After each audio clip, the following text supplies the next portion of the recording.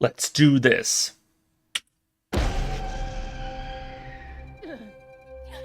Cool start. I get. Almost giving me like Evil Dead vibes a little bit. I like the horror elements so far. It is going to be very different from the game, of course, right? But I'm kind of digging the differences, honestly. Time travel, right, which is very different. What is that? The Wendigo. Every time we die, Okay, there we go. Yeah, we find ourselves back here again. But the night is never the same. there is Dr. Hill talking in the background. Peter Stormare, right? But the night is never the same. April. Every night something new is trying to kill us. Okay, so different threats. Not just one, you know, psycho maniac like in the game. If we want to survive, Interesting. we have to make it until dawn. I want out. There's the title. Until dawn. Please let me out. There he is. Make it until dawn. Please let me out.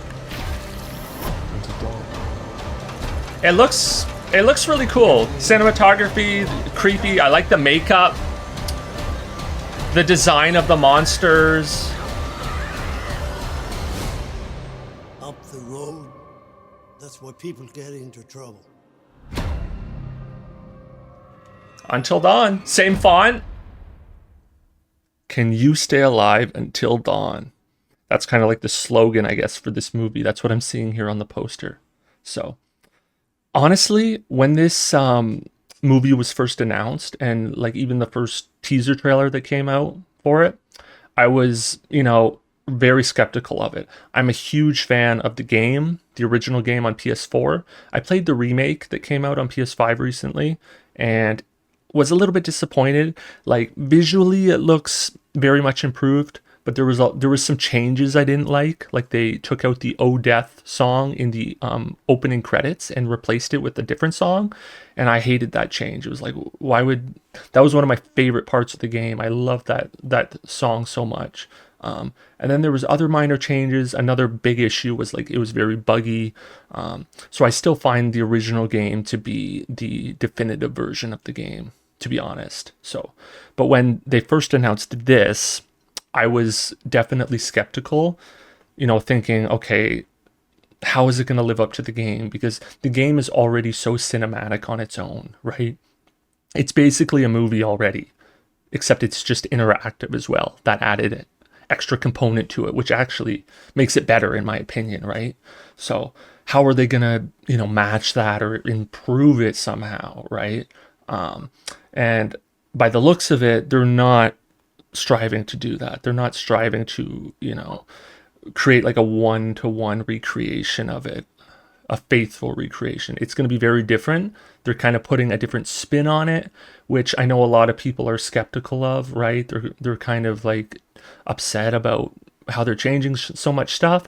I kind of think it's honestly, I don't mind it, right? Like if you enjoy the original game as an experience on its own, just play the game. If you don't like this movie, just go back to the game and play the game, right?